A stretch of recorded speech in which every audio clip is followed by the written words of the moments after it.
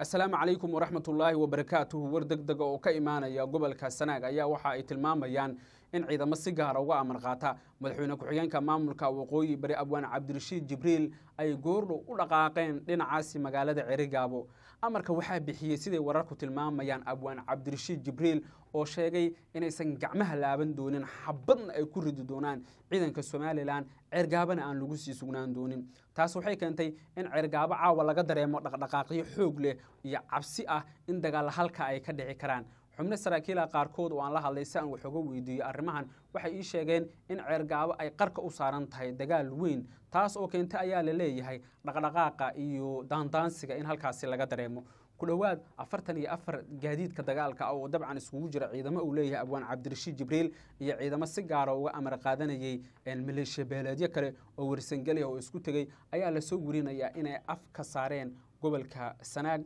dagaal ayaana mar walba laga cabsi qabaa xaajaduna waxay hadda tagaysaa meel barakaley ah oo waxay tagi doontaa in xaaladdu dagaal ay noqoto xubno saraakiil qaarkood waxay inoo sheegeen in dhowrkii saac la soo dhaafay la dareemay culeysyo waaweyn taasna ay keentay ayaa la leeyahay in la maqlo guuxa codadka la xiriira in Cerigabo dagaal ay diyaar u tahay si aan wax hadaba uga ogaato bal aan dib ku xasuusiyo in hadda koor Abwaan Cabdirashiid Jibriil uu amar ku bixiyay in ciidankiisu ay diyaar noqdaan haday noqoto hub haday noqoto tasiilaad kale haday noqoto dagaal inay galaan in dhinac walba ay diyaar ka noqdaan taas oo dabcan loo arkay inay tahay fariin cad oo Abwaan Cabdirashiid Jibriil u dirayo cid walba oo ka soo horjeeda maamulkiisa iyo maamulka waqooyi bari waliba si gaar ah waxa la leeyahay Abwaan Cabdirashiid ciidankiisu waxay diyaar u yihiin inay dagaal toos la galaan dawlad goboleedka Puntland oo aanan indhaha la iska saabin hadaba bal markan waxaad wax yar la daabataan Abwaan Cabdirashiid Jibriil oo leh dagaal ayaa noo ballanaha annaga Puntland iyo Somaliland bal wax yar la daawado isagoo hanjabaya khayraadka reer ma akhir wala taabtaan waxaan maqlay magaalada Jiidali ciidamada ay keeneen maamulka gobolka Somaliland ayaa bay ku sii nagaan karaan oo intaan doorashada ka baxayno wixii inta inoo xiga anigu tuutaaygi wali waa gashanahay qorigeyga garabka uu ii suran yahay oo dhaqaaq doona insha Allah binaakii magaalada Cerigabo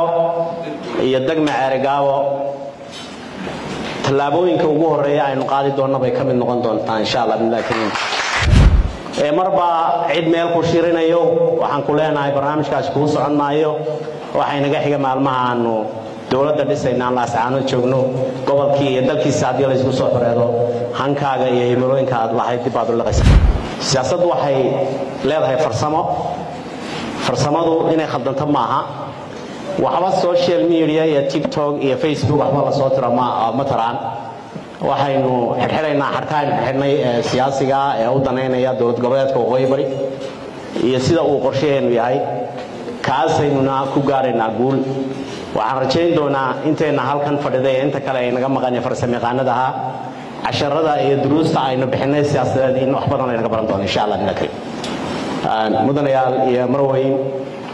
intiina ka soo qayb gashay caashay sharafta aan u sameeynay ku maamusnay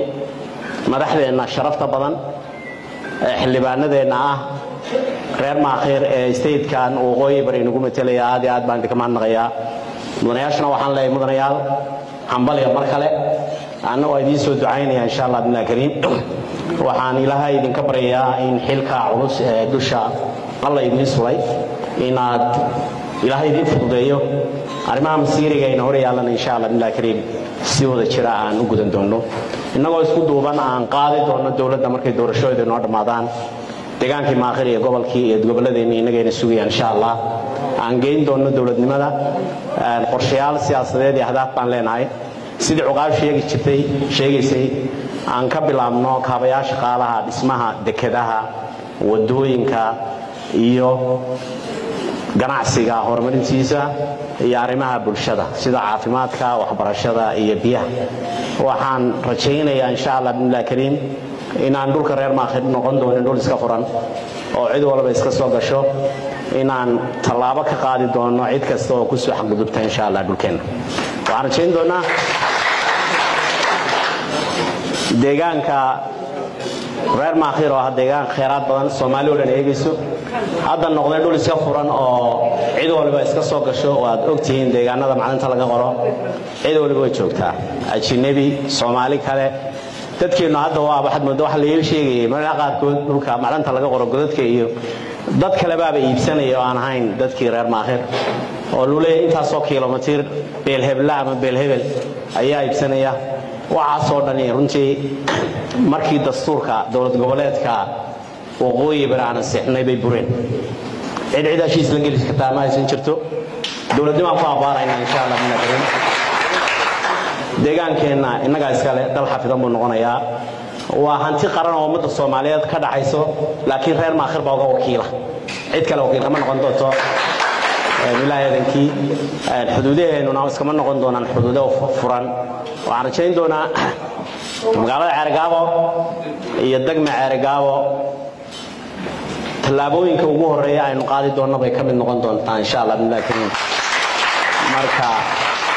qorsheena doorashada aan ka leenahay madaxtooyadu aynu ka gudubno insha Allah laakiin waa ana qodobka koowaad runtii magaalada Ceergaabo dadkeena baa laga soo barakiciyay meelaha daadsan dalkeena baa hadda waxaan maqlayay magaalada Jiidali ciidamada ay keeneen maamulka gobolka Soomaaliland ayaan bay ku sii nagaan karaan oo intaan doorashada ka baxayno wixii inta inoo xiga anigu tuutaaygi wali waa gashanahay qorigeyga garabka uu ii suran yahay oo dhaqaaq doona insha Allah laakiin waxaan u jahaysanaynaa difaaca dalkeena wixii naga dhiman raadinteena iyo soo xiritaanka xuduudeena midna hal la ogaado khayraadka reer Maakhir waa lama taabtaan ninka uu gureynaya ee ku fakeraya ee ciidamada u qoranaya ee caloosh shaqaas keentay ee marba cid meel ku shirinayo waxaan ku leenahay barnaamijkaas ku socon maayo waxa inaga xiga maalmaha aanu dawladda dhisaynaa la saacano joogno gobolkii iyo dalkii saadiyada isku soo xoreedo hankaaga iyo himilooyinka aad lahayd dib aad u